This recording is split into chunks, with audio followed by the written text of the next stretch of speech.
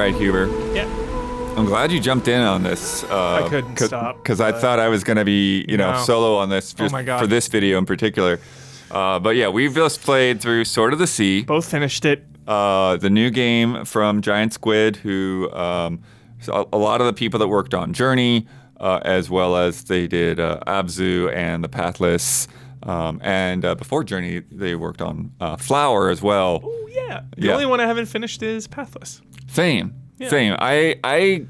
We let Jones ruin everything, dude. That was another Jones joint where the guy comes in and he's like, it's fine, it's whatever. He has done that with so many games where years later, people are like, what are you talking about? It's amazing. He did that with Soma. He did that with Lost in Random. Calling you out, Jones. For me, Pathless was I had a weird spot where I was having PC issues. Yeah. And Pathless ended up being this game where I just kept playing the first area to test if my PC issues were still issues. Yeah. And then when all the issues got resolved, then I ended up just never actually going back and playing the game. But anyways, Sword of the Sea, it's hard to figure out where to start. But I guess having said all of that, one of the things that I see in Sword of the Sea that is very interesting to me is that sense of them building up on their legacy. And Definitely Journey vibes. That's the thing. When you first see it, you're like, oh, this is like Journey, but And you're then I was like, oh, Abzu. snowboarding around. But then, then you see this fish and the wildlife and all the underwater stuff, even though it's flying around in the sky for reasons I don't think are ever clear, but that's cool. And then I do feel like there's a little bit of Pathless in there. I do feel like there's a little bit of Flower in there. And it just feels like all of these things have kind of built up in a really nice way. And at the same time, it's throwing in its own little things, with the trick system and with the way that I feel like this is more open and go around and peer at the edges a little bit more than the other games. It's a speedier game. Oh, it feels Pathless is pretty speedier. Yeah. Good. It's one of the best feeling games of 2025. Yeah. Simply just gliding around Bloodworth. And doing gliding and just do a little carve. Oh, my God. Yeah, honestly, this game is going to stay on my hard drive just so I can boot it up and carve across the sand and water. That's it. Yeah. I'm going to always hop back in. Yeah. And then the two other things that I think that are really kind of different than the past games, again, with the caveat that neither one of us played through Pathless. Yeah, sorry. Are that the other ones, though? There is, I'd say, it's not difficult, but there's more platforming involved in this game. Sure. Whereas that was unexpected. Yeah, Journey is you kind of just you're walking forward and there's things to explore and stuff, but this is really there's a lot it's jump up this ledge and then kind of hit this little jellyfish bouncing pad. Do your little double jump to get across here, and some techniques that you learn later as well play into things. And then the other thing is that the story is it's not just what is this about? There is an actual clear through line story. You find little artifacts around that'll... Yeah, and then there's also the background story. So it's you have you have an arc that you go through in the game with some cutscenes and some characters, and then as you're exploring, you find these monuments that really cement okay, this is what happened before, and you start to get some ideas of okay, this is who this person is, and this is what's going on. Yeah. And so it's so cool and so gorgeous. Beautiful art. Every time I played I played it in 2 big chunks, and I was just I did the same. I did 2 chunks. I was like, this is freaking art, man. This is a game you want to show your parents. This is a game you want to show the people that necessarily don't follow video games. The power of a video game is on full display in Sword of the Sea. Yeah.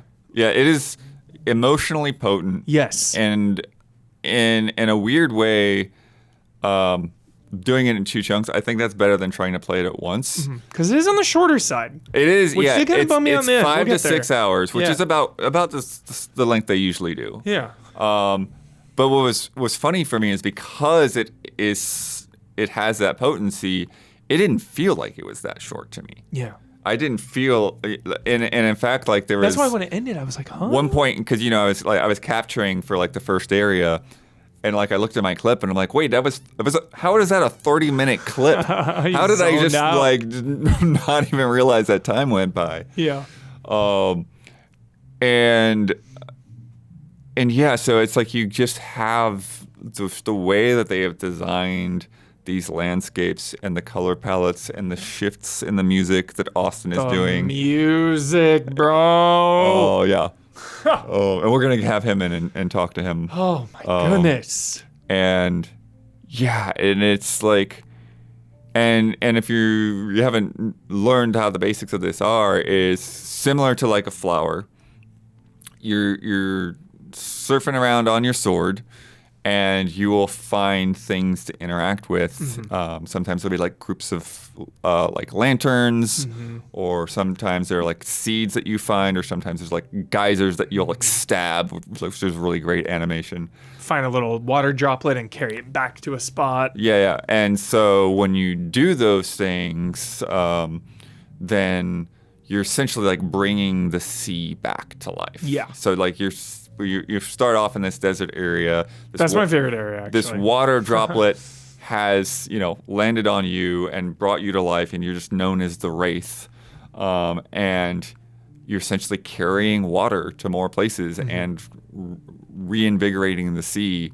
And it's so cool when a spot opens up, and now you can see below, and there's all of this detail under the waves and things. Magical feeling, dude. Yeah. This game is so good. It's also on Plus, I heard. Yeah, it's going to launch on the middle tier. Okay. So you not everybody, but if you're on the extra or whatever.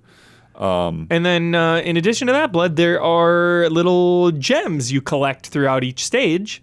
Yeah, through the environment, and then you take these gems to this cool little enigmatic NPC character. Yeah, it's a merchant guy. Yeah, got a big old jar gourd on his back. Yeah, exactly. And he demands different thresholds of gems, and every time you fill a threshold, it'll be 100, and then 500, 1,000, 2,000, whatever. You'll get an ability. Some of the abilities were you can now charge your jump to jump higher, or you can now do tricks on your sword. Yeah, so you can hold the left bumper and hit a thing to do some spins or backflips and stuff like that. Because it is keeping track of your score the entire game. It does let you know. Yeah. And then there's only a couple. I kind of wish they leaned into it maybe a little more, but I get that there were just few. There are optional areas where you have to do tricks to earn a high score, and you only have a minute to do it. And then if you beat the high score or whatever, you just get a bunch of gems. Yeah. So. Yeah. And there's, I think every major area has, but some of them are more tucked out of the way than maybe I missed others. One or two, yeah. Yeah. There's a trophy that pops if you get if you've done all of them. So okay, I'll check, yeah. Yeah. Trophy list won't be open until the game's live. That's right. But anyways, I'm trying to think about what else is in it. Just so much of the verticality of things too sometimes, because again in that opening area, I got up on the cliffs and I was looking around at there's these archways, these old stone structures and stuff there, and I was oh, what if I get up on top of there? Really good haptics. And yeah, when you're on top of the rooftops of things, it's really cool. And they use the PlayStation speaker really well too if you're playing on the PlayStation controller. But when I was up on those cliff tops, I was just I wonder if I could get up there. And I was surprised to find they actually have hidden some things up here. Yeah, there's some good little hidden areas. Little chests too you can find, treasure chests. Yeah, treasure chests to give you more of the gold for the merchant guy. But it was really cool because I was very thorough, Bloodworth. And when I beat this game, I had maybe half of the merchant upgrades. Yeah, I had half. And you unlock a new game plus. So yep. It's I wonder what the final one is, or if that'll change anything very in the curious, game. If I go back to it, what do you even get? Yeah. But it's one of those games, I want to dive into that new game plus. I want to get that stuff. But Blood, this is like one of those games where it's like Journey, where I also kind of want to respect it. Yeah. And it's like, aside from just booting up and carving around in the main area, it's like, this is a game I honestly see myself going back and finishing like every couple years, man. It really was that powerful for me. Yeah. Yeah, and I think that's the power of having a game that's more tight and focused. It's, a 5 to 6 hour experience, It's like, and it doesn't feel short to me. What was I thinking? I just wanted to also communicate that, like, they've shown us nothing of this game. Yeah, as they should. So like there's the opening sand area and there's like another like kind of city right after that. And they've alluded to snow, right? So we'll show a bit of the snow. But like where this game goes and some of the things that you do, like I didn't see coming. Yeah. And it's really cool. And the wave physics that are there it's so in gorgeous. the sand. It's really art. It really is. The This water. is a game you want to show people. I told Dawn, like, there's a part in there where like there are some like things like hanging from like these archways that you could smash, but you can only smash them if you're watching the waves and you come at that wave at the right time and you like basically like sick. You gotta work the wave and like get up there and then you can hit it and smash it. And it's like, it's not like you have to smash these things, right? Yeah. It's like one of these just, cool compulsive video game stuff. It's like, I can smash it? Okay, Yeah. I'm smashing all of these things. It's like, Totally. when you go by these things, they light up. Okay, I'm gonna try to find every one of those things and light them all up. Did I get a Yeah. reward? Oh, I didn't get a reward. Did I find all of them then? Like, I don't know. Did that matter? Love that, dude. And just like, yeah, it's got some really cool beats as it progresses, and a very, very cool ending that like I just whoa. It's a great Yeah. game. Yeah. I just love it, man. I just love it. Mm-hmm. I think it is absolutely. It lives up to their legacy as a studio, and I know they spun off from the Journey crew, but the reputation and the expectations from Journey, Yeah. and that's old now. That's an older game. So the fact that they can still deliver experiences on that level, shout out. Yeah. It's a super, super cool, super special game. Same with Abzu. Check out Abzu. Yeah, love Abzu. But Just yeah, really and fun like you're saying, meditative just games. the feeling of. I think that's the thing. It's like the feeling of like basically surfing around on that sword. It's unreal. It's one of the Yeah. best things you can do in 2025. And then you've got the jellyfish bounce thing that you've got, and you've so got good. the kelp. Yeah, You can ride the kelp up. that's so fun. Yeah. Launching up. Because Yeah. that's a nice thing about how these, the like sand to sea progression works is because like once you've filled up enough of the water, then the kelp grows and then like you can go up to like Yep. things and stuff that you couldn't get to before. Yeah. And then there's also the chains that like once you get the chains moving and you Those grind are so across fun. those and Yeah, like just enough puzzle elements and enough secrets, and even the currency we're talking about, just a little like carryover and a little something to get a little more invested in too. Even though it's like pretty simple, you still like want to seek those out and you feel good about finding all that. Yeah. And then every time you get an upgrade from that guy, it's like, oh, good, that's good. Yeah, awesome game. Yeah. So Music, dude, can't wait to talk to Austin. Oh my god. yeah. He's definitely there's some things that are like it's like as soon as I heard one of the voices like, oh, that's Maluka. Because she was on Banner Saga.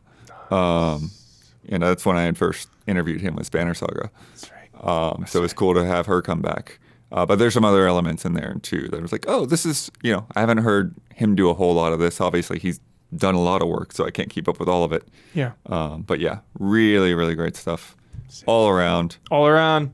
Be sure to check it out. Sword of the Sea. Gonna be on plus, middle tier. Yeah. No excuse. And it's so short. Yeah. And we are Easy Allies. We're at Gamescom when this is going up. So thank you for checking this out. We've got some Gamescom previews going up soon. And then when we get back, we're going to be talking about all the stuff that we played at the show. So keep an eye on things and check that out. And we are supported by viewers just like you. So check out patreon.com/easyallies to give us your monthly support. And we also have YouTube channel memberships that are open right now, too. And temporarily, YouTube is giving us free money. So the first 100 people to do that, we're getting another $8 out of each one of you. So check out those channel memberships on YouTube. And we will see you soon.